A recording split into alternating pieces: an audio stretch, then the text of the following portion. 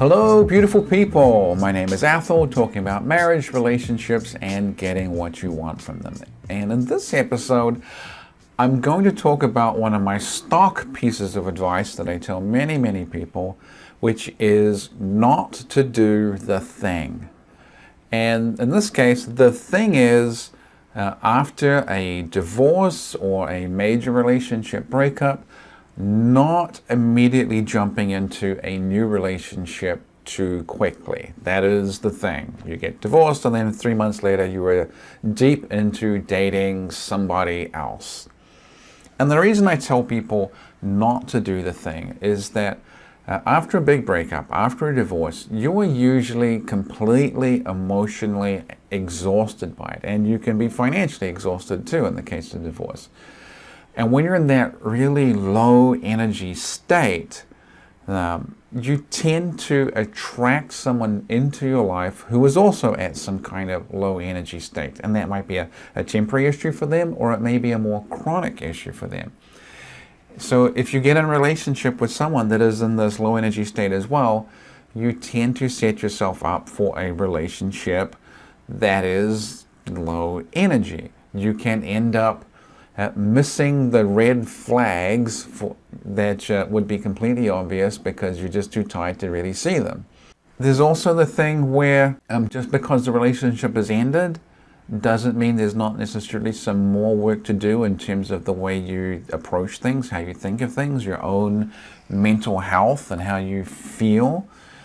And it's often going to be difficult to work on some of this stuff if you're immediately caught up in the whole dopamine rush, in love, new exciting person, and you end up, instead of building supports into your own life where you are self-supporting and are stronger and better for yourself, you end up trying to build a life with this new person who's not necessarily going to be ideal long term.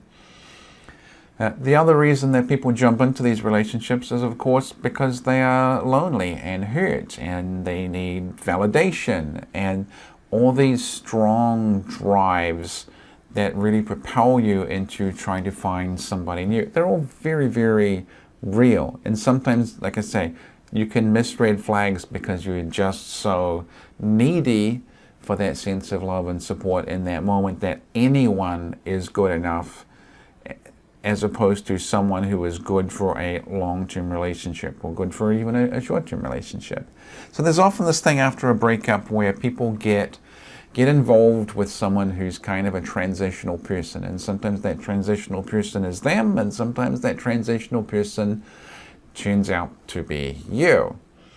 So there's a whole bunch of pitfalls, and I tend to have this canned speech, you pretty much just heard it now, of don't do the thing. There's almost this little play that we do where the person I'm giving advice to says their lines and I say my lines, and there's a very common script.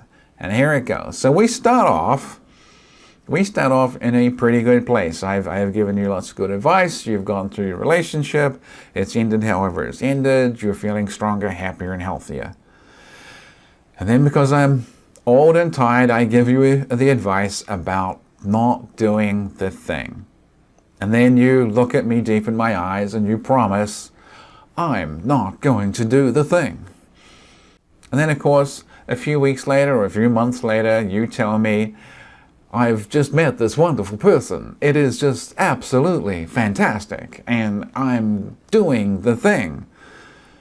And then I say, wow, I'm super happy for you. That sounds fascinating. And then you go off and do the thing, and it plays out as it plays out. And at first it's really good, and then it's a little bit rough around the edges.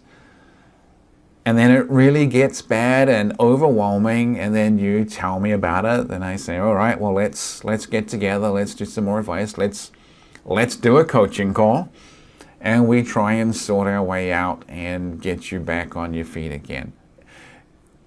And it used to be that seeing this script play out was incredibly frustrating. I used to get so annoyed by it at times where I would spend all this time telling people, don't do the thing, and then they'd go do the thing, and it would blow up on them. And then I went through a period of feeling, sad by it. Like, what is the point of even giving advice? Everyone is just going to ignore it and go do the thing. And now I'm sort of accepting of it. I still feel like I need to give the advice, don't do the thing.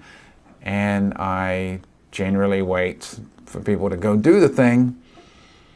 And because, like I said before, there's such powerful drives to do this. And if I can stop a few people from having, truly epically bad results, then good. But most people are going to go do the thing, and there's not much I can do to stop it. That being said, like I say, I feel obliged to give the advice, but if I've given the advice to you and you come back to me and you tell me I did the thing and it ended badly, I'm never going to tell you I told you so. I'm just going to pick up the pieces, going to try and sort things out, try and get you back on your feet, point it in the right direction, and getting to a place where you're going to be happy and healthy and things are going to go well for you, because that's truly what I want. What I want for you is to be able to live long and prosper. So that's the advice for the day. Don't do the thing. Tomorrow I've got a video where I talk about when is it time to start doing the thing. When is it time to get back out there? When is it time to meet people and get up to speed again? Because it's not like I want you to live like a monk forever. And that's about it. I will leave it there. I hope you liked the video. Until next time, like, share, subscribe, comment, all that good internet stuff. And I will talk to you tomorrow.